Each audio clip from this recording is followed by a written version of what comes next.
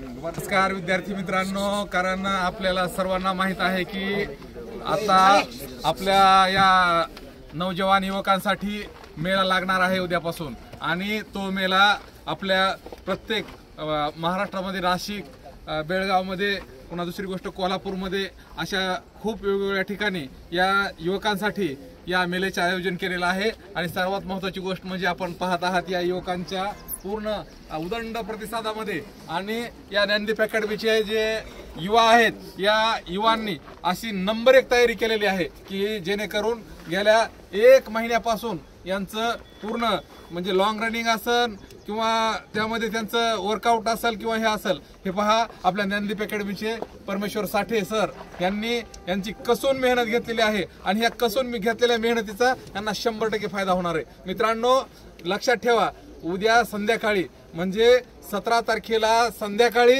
ह्या सर्व युवा वर्ग इथं आपल्या कोल्हापूर असेल, बेळगाव असेल किंवा नाशिक असेल या तिन्ही ठिकाणी ज्ञानदीपचा नक्कीच झेंडा फडकल्याशिवाय राहणार नाही। कारण का ह्या विद्यार्थ्यांनी अप्रतिम अशी मेहनत केलेली आहे।